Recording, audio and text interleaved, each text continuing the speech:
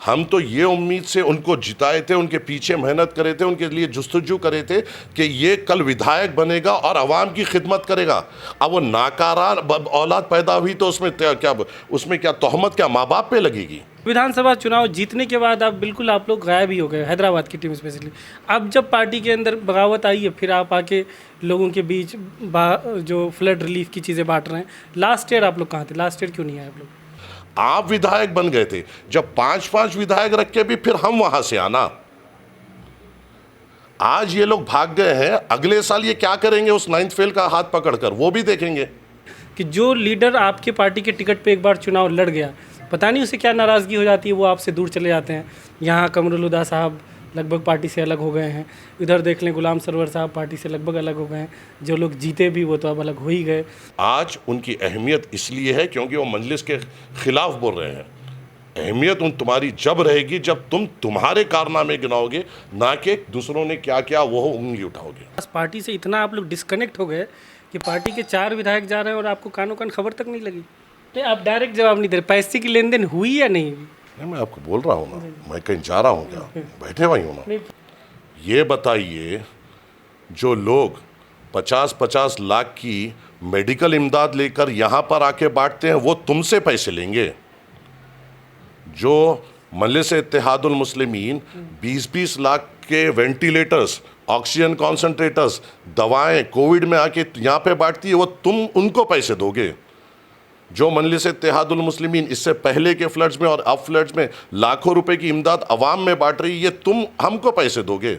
ये बताइए कि आज तक सीमांचल बोल के जितनी बार अख्तरुल ईमान ने उस ऐवान असेंबली में उठाया है, आप आपके बड़ों से भी पूछ लीजिए, क्या इतनी बार जिस किसी को विधायक को बना, क्या इतनी बार उसने सीमांचल की बात की? क्या नुपुर शर्मा का जब बयान हुआ, क्या आपके जिस तेजस्वी के जाके आप पाँव छुए, क्या उसने हमारे रसूलुल्लाह की शान में जो गुस्ताखी की गई उसके खिलाफ एक बयान दिया?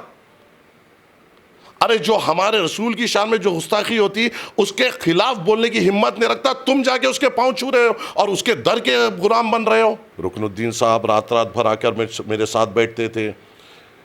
शाहनवाज भाई तो सुबह सुबह फजर को मेरे साथ आते थे, आके मेरे से पहली बार जब उनकी मुलाकात हुई तो सुबह फजर के बाद उनसे मुलाकात हुई। और मैंने तो शाहनवाज भाई से, जो मेरे छोटे भाई हैं और छोटा भाई कहता हूँ था उनको तो उस वक्त में मैंने हाथ पकड़ा और असदुद्दीन अवैसी साहब के सामने उनकी बात रखी, जब इन्हीं के ये तेजस्विनी यादव ने उनको धोखा देते हुए, उनको घर से निकालते हुए उनको टिकट मुँह तक नहीं दिया था। आप विधायक बन गए, आपको पूरा पावर दिया गया। हमारे पास क्या राजद के जैसा है क्या, सिट डाउन गेट अप? हम जब विधायक बनाते हैं तो खुली छूट देते हैं कि आवाम के लिए हर तरह इम्कान कोशिश करो, हर जगह के लिए जाओ, बेबाक तौर से असेंबली में आवाज़ उठाओ। क्या उसके लिए आप क्या सरेला खिला के समझाना पड़ेगा? कहते हैं वापसी कैसे करेंगे, जो इंग्लिश में फ्रेज है कि फ्यूनिक्स की तरह वापस आना, आप कैसे वापस उभरेंगे कैसे? इनको वापसी करना है, हमें नहीं। अच्छा, इनको जीत के बताना है, हमें नहीं। हम तो जीते हुए हैं। इनको वोट मिला था मजलिस के ऊपर, इनको वोट मिला था असदुद्दीन अवैसी साहब के नाम के ऊपर। वो लौट के आना इनका काम है, इसलिए तो कह रहा हूँ 2 साल का हनीमून पीरियड है, एंजॉय कर लेने दीजिए। पिछले दिनों बिहार की AIMIM के 5 में से 4 विधायक बिहार की जो विपक्ष की सबसे बड़ी पार्टी है राष्ट्रीय जनता दल में शामिल हो गए और फिलहाल इनके शामिल होने से वो बिहार की भी सबसे बड़ी पार्टी बन गई है 80 विधायकों के साथ। अभी हमारे साथ AIMIM के जो बिहार के प्रभारी हैं, जो चुनाव के समय से ही बिहार के प्रभारी रहे हैं और हैदराबाद से जो बड़ी जिम्मेदारियां हैं पार्टी ने इस इलाके के लिए, इन्हीं के सर्दी है। इनका नाम है माजिद हुसैन, हैदराबाद के पहले मेयर भी रह चुके हैं। तो इनसे हम तमाम सवालों को लेंगे, जो भी इल्ज़ाम पार्टी के ऊपर जो पूर्व विधायक मतलब पार्टी के पूर्व विधायकों ने लगाया है और कार्यकर्ताओं ने लगाया है और स्थानीय लोगों के जो सवाल है, तमाम सवाल इनसे लेंगे। और आगे आप आधे घंटे तक, जितनी देर तक ये इंटरव्यू चलता है, हमसे जुड़े रहिए।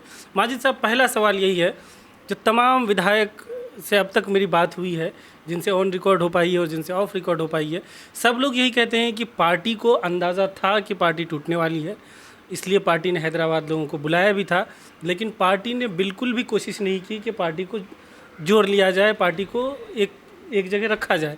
यहाँ तक कि कुछ विधायक बताते हैं कि जब विधानसभा सत्र चल रहा था उस वक्त उनको दावत तक दिया गया कि विधानसभा सत्र चल रहा है, आप पटना में आइए और पार्टी को टूटने से, अगर आपको लगता है पार्टी टूटने वाली तो आके बचा लीजिए। तो आप लोगों ने बिल्कुल भी कोशिश क्यों नहीं की? नहीं, ऐसे कोई संकेत हमारे में नहीं थे। आप लोगों को बिल्कुल ही नहीं पता था पार्टी टूटने वाली है? जी बिल्कुल नहीं था, ऐसे कोई संकेत हमारे पास नहीं मेरे थे। ख्याल से तो ये कहना बहुत गलत होगा, क्योंकि तमाम यहाँ की मीडिया में खबर चल रही थी। वो जितने बार भी अफवाहें चली, अख्तर साहब ने उन्हें बताया, और जब भी इस किस्म की अफवाहें चली, मैंने ख़ुद तमाम जो MLAs थे उनसे मैंने ख़ुद पर्सनल बात की, और वो भी हमेशा मुझे यही कहते थे, ऐसी कोई बात नहीं है भाई साहब, ये अफवाहों की बात है। क्योंकि मैं पर्सनल हर किसी से राब्ते में रहता था, पर्सनल हर किसी से बात करता था। जो भी विधायक गए हैं उनसे बाज़ाब्ता राब्ते में था।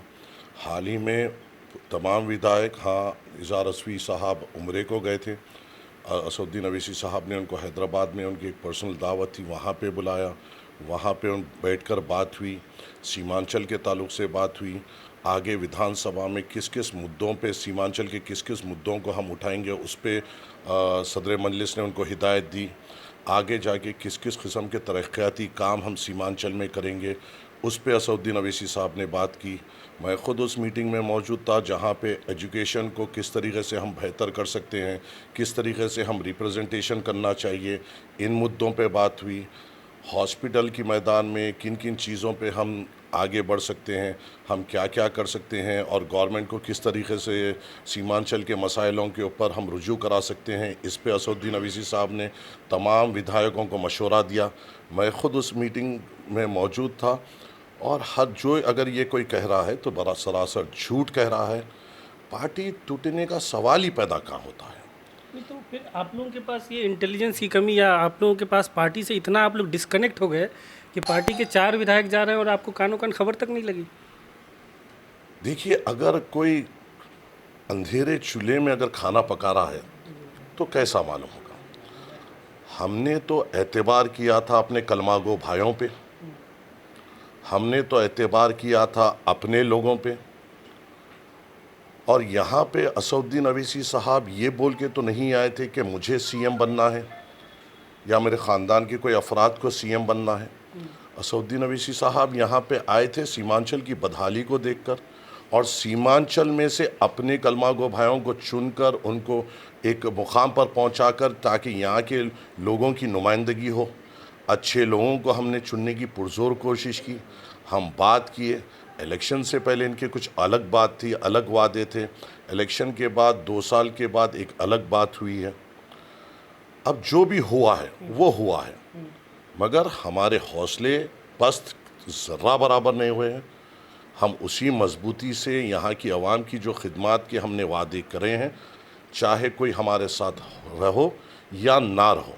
अवैसी साहब ने जो सीमांचल के लोगों को जो वादा किया था कि सुख दुख में हम उनके साथ रहेंगे, हम बराबर रहेंगे, और अवैसी साहब हमेशा, चाहे कोई रहे या ना रहे, यहाँ के मुद्दे उठाएंगे और यहाँ के लिए हम हमेशा लड़ेंगे।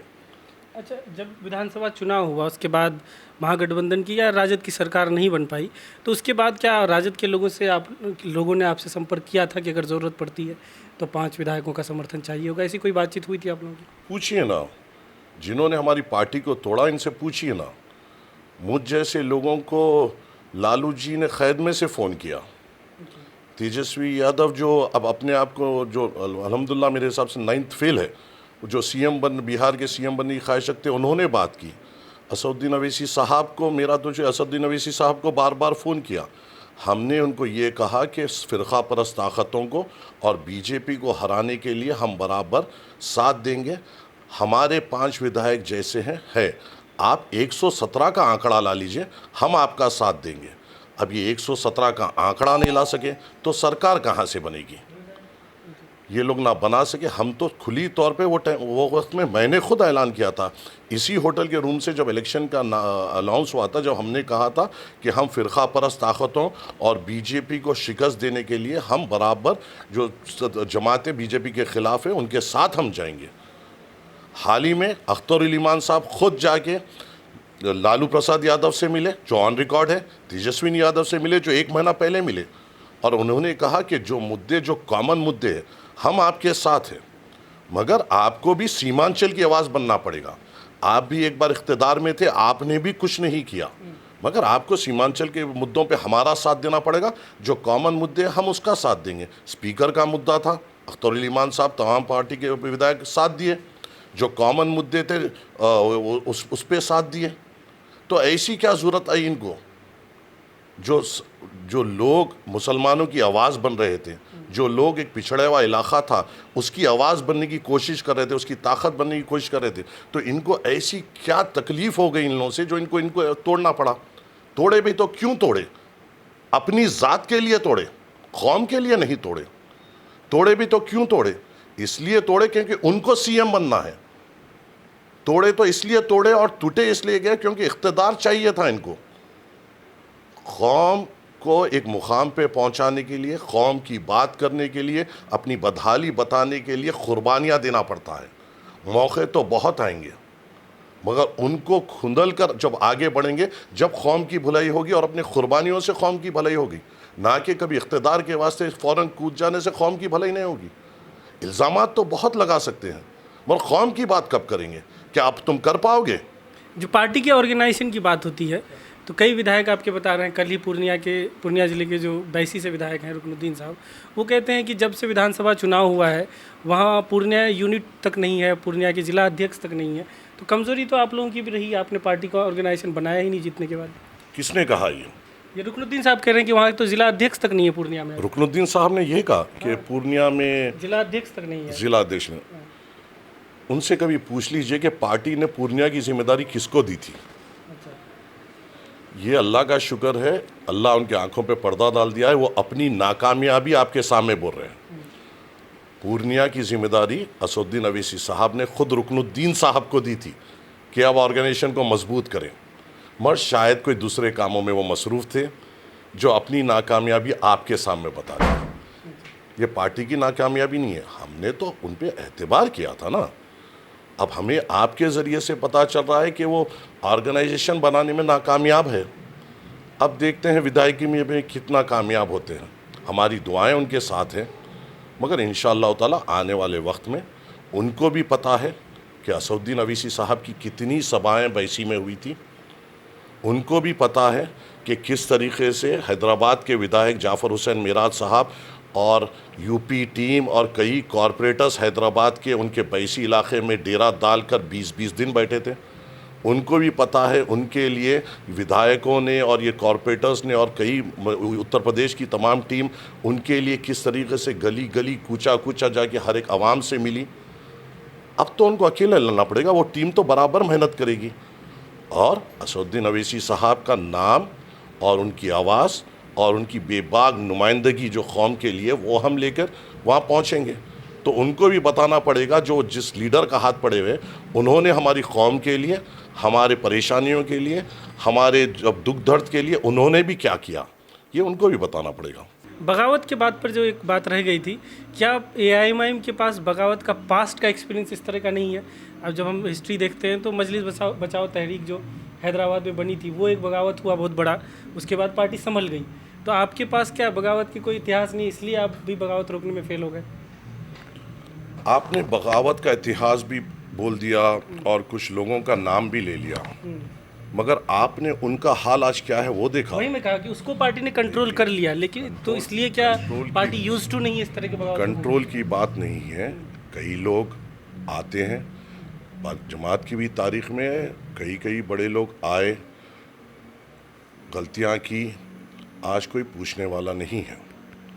मजलिस इत्तेहादुल मुस्लिमीन और बैरिस्टर असदुद्दीन अवैसी साहब किस किस्म के बेबाक लीडर है आप जानते हैं, और जमात उन लोगों की कुर्बानियों से बनी है और उनके बेबाक नुमाइंदगी से आगे बढ़ती है। शख्सियत कभी मायने नहीं रखी, ना शख्सियत कभी मजलिस इत्तेहादुल मुस्लिमीन में मायने रखी। उसके अलावा कोई और बगावत हुआ है पार्टी में अब तक? MBT के अलावा कोई और कभी हुआ है? नहीं, मुझे तो वैसा कोई याद नहीं। वो तो कॉर्पोरेट लेवल पे हुआ है, MLA विधायक लेवल पे कुछ वैसा नहीं हुआ। हाँ, मैं इतना जानता हूँ, जो भी बगावत करे, जो भी शायद थोड़ी देर का उनका हनीमून पीरियड रहा, मगर उसके बाद तो अंधेरों में चले गए, ये मैं जानता हूँ। और इंशाअल्लाह ताला वो तारीख बिहार में भी रचेगी। यहाँ भी उस तरह की उम्मीद है? हाँ, 100% हमें हमारी मेहनत पे यकीन है। लेकिन बिहार के बाहर अगर आपका इतिहास देखें, आप जीतते जाते हैं और आगे जो कहते हैं कि सिकंदर आगे जीतता गया और पीछे उसके इलाके दूसरे के कब्जे में चले गए, वही हाल आपका है। आप जहां एक बार जीत जाते हैं वापस नहीं जीत पा रहे हैं। आप उधर महाराष्ट्र भी देख लें या यहाँ किशनगंज विधानसभा देख लें। उसके अलावा दूसरी चीज़ जो एक देखने को मिलती है ये कि जो लीडर आपके पार्टी के टिकट पे एक बार चुनाव लड़ गया, पता नहीं उसे क्या नाराज़गी हो जाती है, वो आपसे दूर चले जाते हैं। यहाँ कमरुल हुदा साहब लगभग पार्टी से अलग हो गए हैं, इधर देख लें गुलाम सरवर साहब पार्टी से लगभग अलग हो गए हैं, जो लोग जीते भी वो तो अब अलग हो ही गए।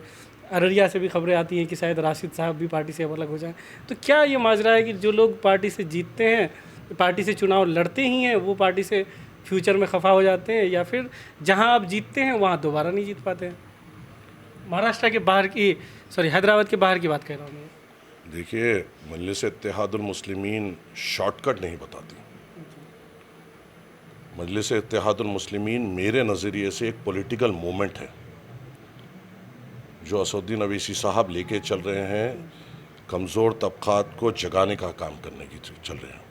और आप भी उस इलाके से आते हैं और मैंने भी इस इलाके को इतना देखा है कि आपने भी यहाँ के किस किस तरीके से पिछड़ापन है आपने भी देखा है। और इसको जगाने के लिए, इसको मंजर आम पे लाने के लिए आपको भी इस उम्र में अंदाज़ा है, मुझे भी इस उम्र में अंदाज़ा है कि कई कुर्बानी और कई वक्त लगेगा। आप जादू की छड़ी फिराएंगे और हर चीज़ हो जाएगी, ये तो नहीं हो सकता। तो एक अगर ट्रेंड देखने को मिलता है कि इस इलाके में जो भी लोग अब तक चुनाव लड़े वो दूर हो जा रहे हैं आपसे, तो कुछ तो गलत है ना। जो मजलिस की पॉलिसी पे को जानता है, जो असदुद्दीन अवैसी साहब से मोहब्बत करता है, असदुद्दीन अवैसी साहब की बेबाक आवाज़ को मानता है, वो हमेशा चाहे कोई भी तकलीफ़ात हो मजलिस से जुड़े हुआ रहेगा। और ऐसे ही लोगों से मजलिस इत्तेहादुल मुस्लिमीन की ताकत है। आप बड़े बड़े नाम ले रहे हैं जो शायद आपके नज़रिए से कहीं ना कहीं मजलिस इत्तेहादुल मुस्लिमीन ने इनको टिकटों से नवाजा। मैं उन पे उम्मीद रखता हूँ जिन्होंने मजलिस इत्तेहादुल मुस्लिमीन के लिए धूप में, बारिश में, ठंडे में मेहनत कर कर इन लोगों को इज़्ज़त से नवाजा। और मुझे फिर यकीन है कि अल्लाह सुब्हानहू व तआला हमें और मेहनत करने की तौफीक देगा। और मुझे उम्मीद है कि अल्लाह सुब्हानहू व तआला इन तमाम गरीब तबक़ात के दिलों में असदुद्दीन अवैसी साहब की और मोहब्बत डालेगा। और शख्सियत ना कभी मायने रखी थी ना कभी मायने रखेगी। फिर मजलिस इत्तेहादुल मुस्लिमीन पूरी ताकत से यहाँ पे इलेक्शन लड़ेगी और फिर इंशाअल्लाह अपनी झंडा गाड़ेगी। लोग आएंगे, इल्ज़ामात लगाएंगे, चले जाएंगे, एक हद तक बोल पाएंगे, उसके बाद उनको भी रुक कर चले जाना पड़ेगा। आज उनकी अहमियत इसलिए है क्योंकि वो मजलिस के ख़िलाफ़ बोल रहे हैं। अहमियत तुम्हारी जब रहेगी जब तुम्हारे कारनामे गिनाओगे, ना कि दूसरों ने क्या क्या वो उंगली उठाओगे। अपने कारनामे गिनाओ, अपनी पहचान बताओ, आपने कौम के लिए क्या किया वो बताओ। आप कोविड में मौजूद थे या फ़ोन बंद कर कर घर में बैठे हुए थे ये बताओ। इल्ज़ाम तो बहुत लोग लगाते हैं। मौजूद होने पे ही आते हैं। चलिए आगे फिर एक सवाल आगे भी लेंगे, लेकिन मौजूद होने पे ये आते हैं कि जो लोग भी कहते हैं और आपके जो विधायक चले गए वो भी कहते हैं कि विधानसभा चुनाव जीतने के बाद आप लोग गायब ही हो गए, हैदराबाद की टीम स्पेशली। अब जब पार्टी के अंदर बगावत आई है फिर आप आके लोगों के बीच जो फ्लड रिलीफ की चीज़ें बांट रहे हैं। लास्ट ईयर आप लोग कहाँ थे? लास्ट ईयर क्यों नहीं आए आप लोग? लास्ट ईयर क्यों नहीं? बात हुई, अख्तरुल ईमान साहब से बात हुई, तमाम विधायकों को वहाँ पे बुलाया गया, वीडियो कॉन्फ्रेंसिंग सदर मजलिस ने की, पूछे इनसे नहीं की। इनसे पूछा गया कि क्या क्या मुद्दे हैं, इन्होंने अपने मुद्दे बताए, उसके लिए किस तरीके से करना चाहिए वो बात आगे बढ़ाई गई। तो आप लोग अभी आ रहे हैं तो उस वक्त फ्लड रिलीफ के लिए क्यों नहीं आए? लास्ट ईयर भी फ्लड आया। अरे भाई लास्ट ईयर की बात क्या करें जब हमारा कोई विधायक नहीं था, जब तो लाखों जीतने के बाद आप लोग गायब हो गई तो शिकायतें लोगों की। तो शिकायत उनसे करो कि जिस पे मजलिस इत्तेहादुल मुस्लिमीन ने भरोसा कर कर ताकत दी। हम तो ये उम्मीद से उनको जिताए थे, उनके पीछे मेहनत करे थे, उनके लिए जुस्तजू करे थे कि ये कल विधायक बनेगा और आवाम की खिदमत करेगा। अब वो नाकारा औलाद पैदा हुई तो उसमें क्या तोहमत क्या माँ बाप पे लगेगी? हमने तो इनको ताकत दी। अल्लाह सुब्हानहू व तआला ने मजलिस इत्तेहादुल मुस्लिमीन को ज़रिया बनाया इनको ताकत देने के लिए। आप विधायक बन गए थे, जब 5-5 विधायक रख के भी फिर हम वहाँ से आना। आज ये लोग भाग गए हैं, अगले साल ये क्या करेंगे उस 9th फेल का हाथ पकड़कर वो भी देखेंगे। अच्छा, अब जो सबसे बड़ा एलिगेशन पार्टी पे टिकट डिस्ट्रीब्यूशन से लेके अब तक लगता रहा, एक एक कहा जा रहा है कि एक एक टिकट की सौदेबाजी हुई, एक एक टिकट बेचा गया। और एक जो कॉमन ट्रेंड देखने को मिल रहा है, जो सदर साहब का इंटरव्यू बिहार सदर का कर रहे थे, तो उन्होंने भी कहा कि जितने लोग गए हैं वो अरबपति लोग हैं, करोड़पति लोग हैं। तो आपने पैसे वालों को ही क्यों टिकट दिया? क्या सौदेबाजी सच में हुई है? नहीं, कोई विधायक ने इल्ज़ाम लगाया क्या? बिल्कुल लगाया। आज अंजार नईमी साहब ने कहा कि पैसा ही नहीं लिया गया, बहुत लिया गया, बल्कि टिकट के लिए ही नहीं, वो तो इतना कह रहे हैं कि जो पार्टी के कैडर थे, जो पार्टी के जो कार्यकर्ता थे, उनको भी पैसा देने को कहा गया कि वो आपके लिए काम करेंगे तो उनको भी पैसा दीजिए, और बड़ी रकम देने को कही गई। तो इस पर क्या कहेंगे? अंजार नईमी साहब का 6 सवाया असदुद्दीन अवैसी साहब के हुए। नहीं, आप डायरेक्ट जवाब नहीं दे रहे। पैसे की लेन देन हुई या नहीं हुई? नहीं, मैं आपको बोल रहा हूँ ना, मैं कहीं जा रहा हूँ क्या? बैठे हुए हूँ ना। नहीं, फिर आप उसी चीज़ का। अंजार नईमी साहब के पास 6 सभाएँ असदुद्दीन अवैसी साहब की हुई। किशनगंज से चॉपर में बैठ के असदुद्दीन अवैसी साहब के साथ पहले वो पोटिया गए, वहाँ से चॉपर में बैठ के टेरागात जाकर उन्होंने जलसा किया। क्या उसका ईंधन इन्होंने दिलाया था क्या? देखिए, शख्सियतों पे, चाहे वो अंजार नईमी साहब हो, इजहार असफी साहब हो, रुकनुद्दीन साहब हो या शाहनवाज साहब हो, इनका दिल जानता है कि मजलिस इत्तेहादुल मुस्लिमीन ने और सदर मजलिस ने इनके लिए किस किस्म से मेहनत की। तो आप ये कह रहे हैं कि हेलीकॉप्टर उड़ाने का पैसा लिया गया था? आज जब ये लोग जा रहे हैं तो बेबुनियाद तोहमतें अख्तर ईमान पे लगा रहे हैं, बेबुनियाद तोहमतें बोलने के लिए सिर्फ बोल रहे हैं। हमने जब मेहनत की, जब हम यहाँ पे आके या अंजार नईमी साहब के पास जब इम्तियाज़ जलील साहब आके मेहनत की, क्या उनकी गाड़ी का ख़र्चा क्या उन्होंने दिया? नहीं दिया। उन्होंने उनकी ज़ाती उससे क्या, हमारे मोइन साहब थे वहाँ पे, हन्नान साहब थे वहाँ पे, हुसैनी पाशा साहब थे वहाँ पे, फरहान सज्जाद साहब थे वहाँ पे। 8 से 9 मुखर्रिरीन और मेहनत करने वालों ने वहाँ पर जाकर गली गली जाकर उनके लिए मेहनत की, अपने पैसों पे, अपने अखराजात पे, अपने हर तौर पे। हम कौम के लिए एक बेबाक आवाज़ बनाने निकले हैं। तुम्हें जाना है, तुम जहाँ जाना चाह रहे थे चले गए। अपने ज़बान को संभाल कर रखो। नहीं, इतनी डिटेल में चीज़ों को बताते, वो बोलते हैं कि मैंने कहा 5 कम ले लीजिए, तो माजिद साहब कहे नहीं, इतने कम में नहीं होगा। इस तरीके से सौदेबाजी हुई। अच्छा, माजिद साहब की बात? जी बिल्कुल, आपकी बात करें कि आपसे सौदेबाजी हुई। अच्छा। कि उन्होंने कहा कि नहीं 5 कम ले लीजिए, वो उन्होंने कहा नहीं 5 इतने कम में नहीं होगा, आप टिकट के लिए जो है। तो ये बात रुकनुद्दीन साहब ने भी कही? ये कही अंजार साहब ने कही। रुकनुद्दीन साहब से बात हुई आपकी? जी, रुकनुद्दीन साहब से उन्होंने कही। रुकनुद्दीन साहब ने भी इस तरह के इल्जाम लगाए, लेकिन उन्होंने खुल के इतने नहीं बताया। कहा नहीं कहा? कहा या नहीं? कहा। क्या कहा? किस तरह की उन्होंने तो ये कहा कि मरकज़ के उस पर हम आते नेक्स्ट। उन्होंने डायरेक्ट पैसे की बात नहीं कही, लेकिन उन्होंने ये ज़रूर कहा कि मरकज़ का उस पर हम आते हैं। पहले इसको क्लियर कर लेते हैं। झूठ बोल रहे हैं ये लोग। पैसे वाली बात बिल्कुल झूठ बोल रहे हैं ये लोग, आवाम को गुमराह कर रहे हैं। ये बताइए, जो लोग 50-50 लाख की मेडिकल इमदाद लेकर यहाँ पर आके बांटते हैं, वो तुमसे पैसे लेंगे? जो मजलिस इत्तेहादुल मुस्लिमीन 20-20 लाख के वेंटिलेटर्स, ऑक्सीजन कॉन्सेंट्रेटर्स, दवाएं कोविड में आके यहाँ पे बांटती है, वो तुम उनको पैसे दोगे? जो मजलिस इत्तेहादुल मुस्लिमीन इससे पहले के फ्लड्स में और अब फ्लड्स में लाखों रुपए की इमदाद अवाम में बांट रही है, तुम हमको पैसे दोगे? माफ़ी चाहता हूँ, बड़ी बात नहीं, ऐसी कोई किसी की बात नहीं। मजलिस इत्तेहादुल मुस्लिमीन अपनी बुनियाद पे मेहनत करती है और कौम के जज्बे को रखते हुए मेहनत करती है। सिक्योरिटी के नाम पे क्या कुछ पैसे लिए गए थे कि अगर वो इलेक्शन के दौरान ना धोखा दे दें, बाद में ना धोखा दे दें? ऐसी ये बात तो सदर साहब ने भी आपके कहा है कि सिक्योरिटी के नाम बेवकूफ़पने की बात कही है और बेवकूफ़पने की बात हो रही है। ऐसी कोई बात नहीं। सिक्योरिटी के नाम पे भी कुछ नहीं लिए गए वैसे? कौन सी सिक्योरिटी मेरे भाई? अख्तर ईमान साहब ये कह रहे थे इंटरव्यू में कि पहले हमारा एक्सपीरियंस था कि कुछ लोग इलेक्शन के दौरान धोखा देते हैं, तो इसलिए सिक्योरिटी के नाम पे कुछ लिया गया था। कोई ऐसी बात नहीं थी। वैसे भी नहीं सिक्योरिटी, कोई ऐसी बात आप नहीं। अपने ही पार्टी लीडर की बात को बराबर अख्तर ईमान साहब ने क्या मुद्दे पे आपसे कही मुझे नहीं मालूम, मगर मैं तो खरे तौर पे कहता हूँ कि कोई ये नहीं बोल सकता। बुला लीजिए शाहनवाज को, बुला लीजिए रुकनुद्दीन को, बुला लीजिए इजहार असफी साहब को। पार्टी ने क्या एक एफिडेविट कराया उनसे कि आपको अपने सैलरी का, जो विधायक का सैलरी मिलेगा, उसका कुछ % पार्टी फंड में देना पड़ेगा। दिया क्या कभी? नहीं, ऐसा एफिडेविट कराया गया है। क्यों कराएंगे? अरे बच्चे खिलौने के लिए, कल को वो ऐसी एफिडेविट बाहर कर दें, पब्लिक कर दें, तो आप सुनो, बच्चे खिलौने के लिए रो रहे हैं और वो खिलौने के रोने को सब रो लेते रहेंगे क्या? मुद्दा ये नहीं है। आपको और यहाँ की आवाम को गुमराह किया जा रहा है छोटे छोटे मुद्दों को लेकर। मुझे ये बताओ, क्या अख्तरुल ईमान इनको लेकर सीमांचल की आवाज़ उठा रहे थे या नहीं उठा रहे थे? आप मुझे ये बताइए, ये जो फालतू बातें हो रही है, ये बताइए कि अख्तरुल ईमान उस नीतीश कुमार के आंखों में आंखें डालकर आपकी बात कर रहे थे या नहीं कर रहे थे? मुद्दे तो फालतू के बहुत होंगे मेरे भाई, मगर ये बताइए कि आज तक सीमांचल बोल के जितनी बार अख्तरुल ईमान ने उस ऐवान असेंबली में उठाया है, आप आपके बड़ों से भी पूछ लीजिए, क्या इतनी बार जिस किसी को विधायक को बना, क्या इतनी बार उसने सीमांचल की बात की?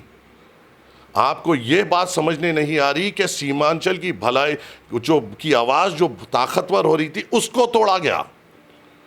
छोटे मोटे पैसों की बात की जा रही है, फालतू पने की बात की जा रही है, मगर अवाम को किस किस्म का बड़ा नुकसान हुआ, किस किस्म से नौजवानों के मुस्तकबिल से खेला गया, किस किस्म से हमारे पिछड़ेपन का मजाक उड़ाया गया, ये बड़ा मुद्दा है। क्या ज़रूरत थी टूटने की? क्या तुम मंत्रालय में जा रहे थे? क्या मिल गया तुमको उसकन जाकर? इनके खिलाफ तो कल अपन इलेक्शन लड़े थे ना, इनको ही हरा कर तो हम मजलिस इत्तेहादुल मुस्लिमीन कामयाब हुई थी ना। क्या मुद्दे थे इनके? आज बैठ के बात कर रहे हैं। कौन है ये तेजस्वी? क्या नुपुर शर्मा का जब बयान हुआ, क्या आपके जिस तेजस्वी के जाके आप पाँव छुए, क्या उसने हमारे रसूलुल्लाह की शान में जो गुस्ताखी की गई उसके खिलाफ एक बयान दिया? अरे जो हमारे रसूल की शान में जो गुस्ताखी होती उसके खिलाफ बोलने की हिम्मत नहीं रखता, तुम जाके उसके पांव छू रहे हो और उसके दर के गुलाम बन रहे हो। असदुद्दीन अवैसी साहब की एक शख्सियत है, असदुद्दीन अवैसी साहब वो शख्सियत है जो आपकी आवाज़ उठा रहे हैं, हर एक मजलूम की आवाज़ उठा रहे हैं। कोई हमारी शान में गुस्ताखी करता है उस रसूलुल्लाह की सल्लल्लाहु अलैहि वसल्लम की, तो कौन बोल रहा है सिवाय असदुद्दीन अवैसी साहब के? शरीयत में जब दखल अंदाजी दी गई, क्या ये तेजस्वी यादव या इसके जो एमपी थे, क्या इन्होंने उठ के वहाँ पे बात की? आज सेक्युलर की बात कर रहे हैं। अरे धोखा तो हमको मिला, हमारे नौजवानों की ज़िंदगी से खेला गया, हमारे घर को घर हर पाड़ में काटे गए। इन्होंने क्या किया? क्या ये अब भी सीएम बना? इनके बाप भी सीएम थे, क्या करा सीमांचल के लिए? धोखे पे अब आते हैं। धोखा जो आपको हुआ जब आपने टिकट डिस्ट्रीब्यूशन किया, आपने पुराने पार्टी के कैडर पर कहीं भी भरोसा नहीं किया। हम एक एक करके एग्जांपल देते हैं। जोकीहाट में जब आपने टिकट शाहनवाज आलम से पहले भी जिसको दिया था, पूर्व जदयू के एक एनडीए के आदमी को आपने मुर्शीद आलम को टिकट दे दिया। आपके पुराने कैडर वहाँ पे थे, या तो मौलाना चतुर्वेदी साहब थे, गुलशन आरा थी और कई लोग थे। उसी तरीके से हम बैसी जब जाते हैं, वहाँ पे गुलाम सरवर साहब थे, वहाँ के आपके पूर्णिया के ज़िला अध्यक्ष शहनवाज साहब थे, उनको ना देकर आप जो एक नया रुकनुद्दीन साहब आए उनको आपने दे दिया। तो ऐसी सूरत में बहादुरगंज की बात कर रहे हैं, अगर बहादुरगंज में मासूम साहब शुरू से आपके साथ जुड़े थे, आपने उनको तक टिकट नहीं दे दिया, आपने एक नए आए अंजार साहब उनको दे दिया। तो जो नए लोगों को आप ला के टिकट दे रहे, तो आप फिर भरोसे की बात कहाँ से कर सकते हैं? आपने जिसका नाम लिया और जिस इलाक़ों का नाम लिया, मजलिस इत्तेहादुल मुस्लिमीन एक सियासी जमात है, और जब सियासी जमात होती है तो सियासी जमात के तौर पे काम करती है, और जब इलेक्शन लड़ती है तो वहाँ पे मुकामी रुझान मालूम करती है। और इन तमाम का नाम रखते हुए वहाँ पे इन कॉन्स्टिट्यूंसी में एक डिटेल सर्वे किया गया। सर्वे करते हुए उन जगहों पे नाम फाइनलाइज किया गया। क्या उसका कामयाबी नहीं मिली? जो नाम मजलिस इत्तेहादुल मुस्लिमीन ने जिसको टिकट दिया, क्या वहाँ पे मजलिस इत्तेहादुल मुस्लिमीन को कामयाबी नहीं मिली? क्योंकि असदुद्दीन अवैसी साहब का एक वर्चस्व था, उसके साथ एक ताकतवर उम्मीदवार, एक अच्छे उम्मीदवार की भी ज़रूरत थी। और वो टाइम पे तो ये बड़ी नेक दिली से बार बार आकर मुझसे मिलते थे। रुकनुद्दीन साहब रात भर आकर मेरे साथ बैठते थे। शाहनवाज भाई तो सुबह सुबह फजर को मेरे साथ आते थे, आके मेरे से पहली बार जब उनकी मुलाकात हुई तो सुबह फजर के बाद उनसे मुलाकात हुई। और मैंने तो शाहनवाज भाई से, जो मेरे छोटे भाई हैं और छोटा भाई कहता हूँ था उनको तो उस वक्त में मैंने हाथ पकड़ा और असदुद्दीन अवैसी साहब के सामने उनकी बात रखी, जब इन्हीं के ये तेजस्वी यादव ने उनको धोखा देते हुए, उनको घर से निकालते हुए उनको टिकट मुँह तक नहीं दिया था। मजलिस इत्तेहादुल मुस्लिमीन उनके साथ ठहरी थी और उनके बयानात सामने हैं। रो के कह रहे थे कि मेरा टिकट क्यों काटा गया। और आज जब जिसने टिकट दिया, जिसने आपका हाथ पकड़ा, उसी हाथ को ज़ख्मी कर आप चले गए।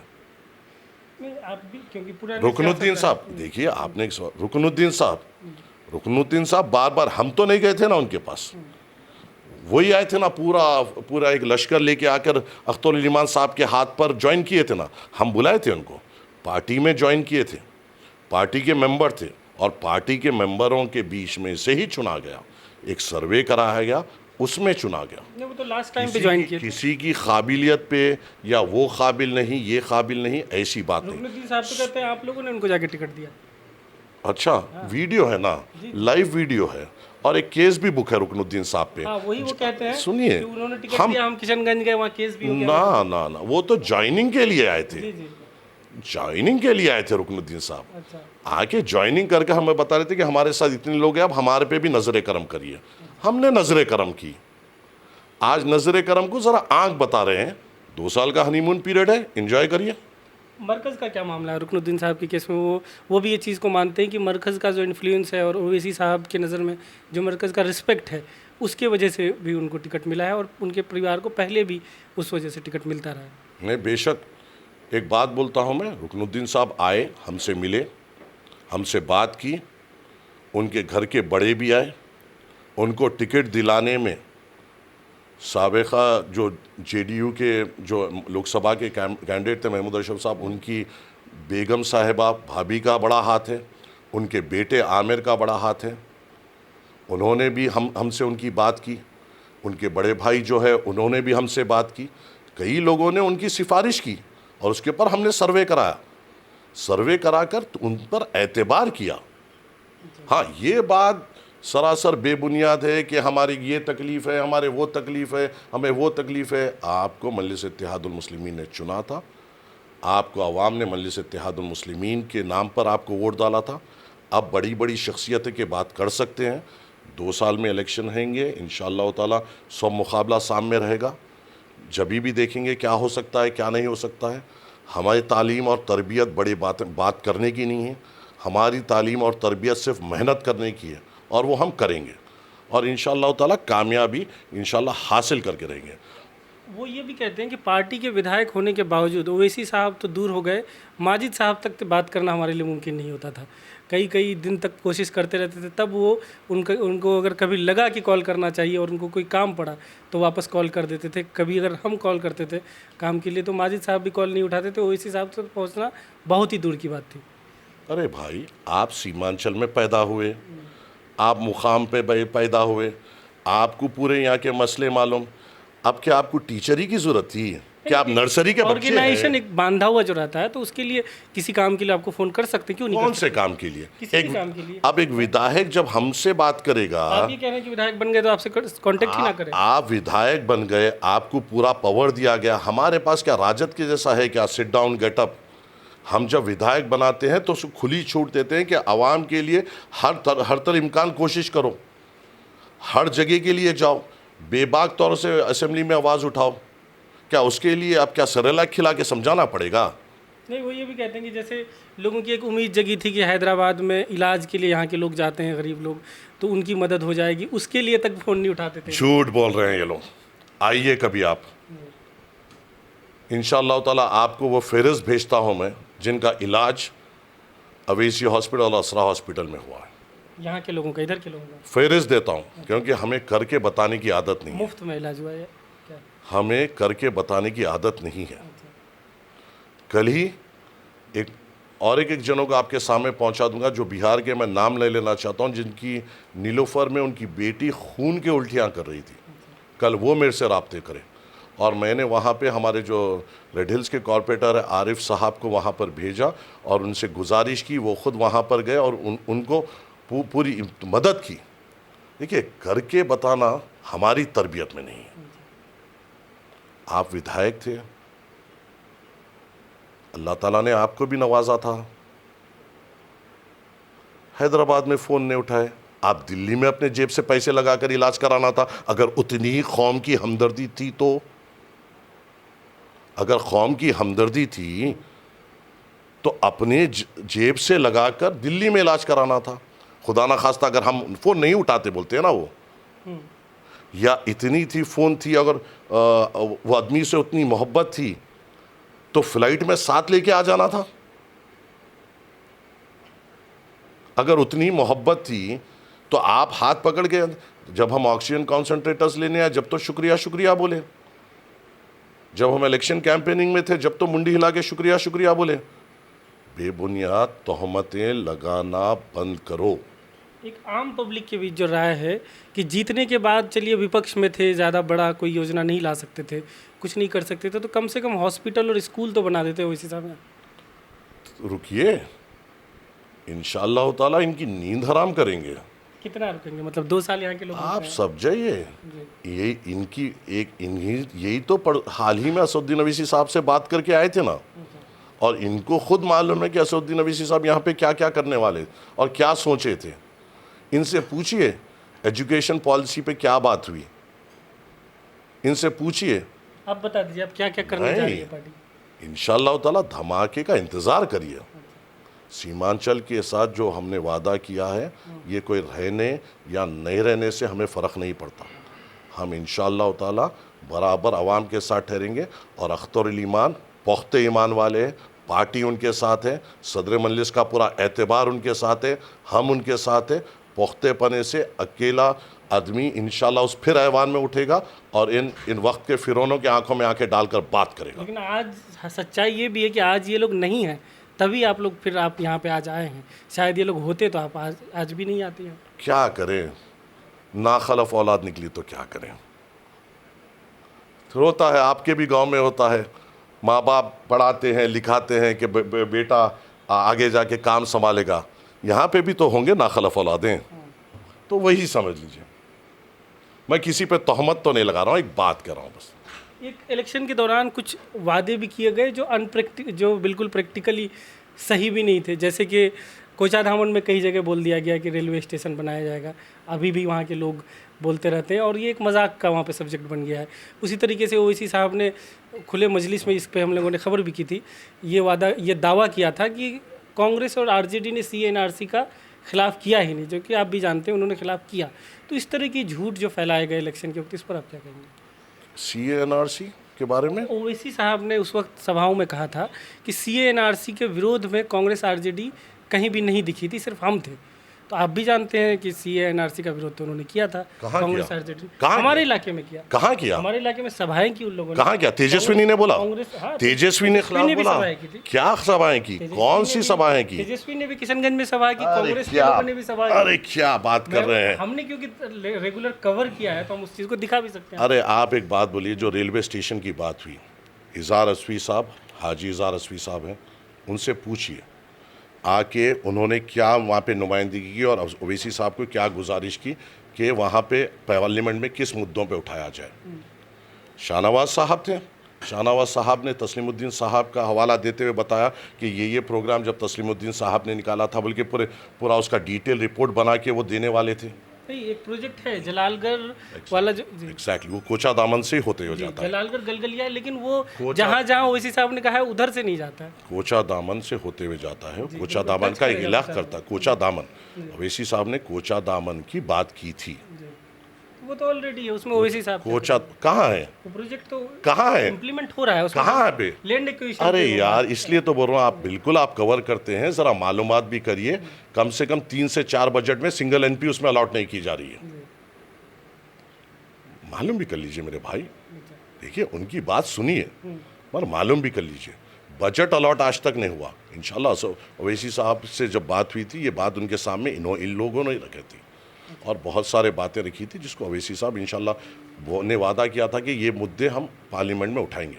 आगे बात करते हैं, आगे पार्टी के पास क्या प्लान है, कैसे आप लोग क्या कहते हैं वापसी कैसे करेंगे, जो इंग्लिश में फ्रेज है कि फ्यूनिक्स की तरह वापस आना, आप कैसे वापस उभरेंगे, कैसे? इनको वापसी करना है, हमें नहीं। अच्छा, इनको जीत के बताना है, हमें नहीं। हम तो जीते हुए हैं। इनको वोट मिला था मजलिस के ऊपर, इनको वोट मिला था असदुद्दीन अवैसी साहब के नाम के ऊपर। वो लौट के आना इनका काम है, इसलिए तो कह रहा हूँ 2 साल का हनीमून पीरियड है, एंजॉय कर लेने दीजिए। ये तो लौट के आना इनके ऊपर है। हम तो मैदान में थे, है और इंशाअल्लाह ताला रहेंगे। सीमांचल की आवाम के साथ थे, है और हमेशा इंशाअल्लाह रहेंगे। 2024 लोकसभा चुनाव लड़ेंगे? बेशक लड़ेंगे। कैंडिडेट अख्तरुल ईमान ही रहेंगे? फैसला करेंगे असदुद्दीन अवैसी साहब। सीमांत किशनगंज से क्यों लड़ेंगे? थोड़ी दिन ठहरिए, मैं जा रहा हूँ दरभंगा, मधुबनी, सीतामढ़ी। हमें तो खुजाया ना इन्होंने, अभी जख्म तो हम बनाएंगे इंशाअल्लाह ताला। अररिया पूर्णिया की कटिहार की बात नहीं, वहाँ पे भी जाएंगे भाई, यहाँ पे तो हम मौजूद ही है ना, सीमांचल से तो बाहर की बात हो रही है ना, यहाँ पे इधर हम जाएंगे और लड़ेंगे, देखें, और इंशाअल्लाह ताला इनको चने चबाएंगे इंशाअल्लाह ताला। और ये याद रखिए, हम जब इलेक्शन जीते थे मेरे भाई, तो ये लोग हमारे साथ नहीं थे।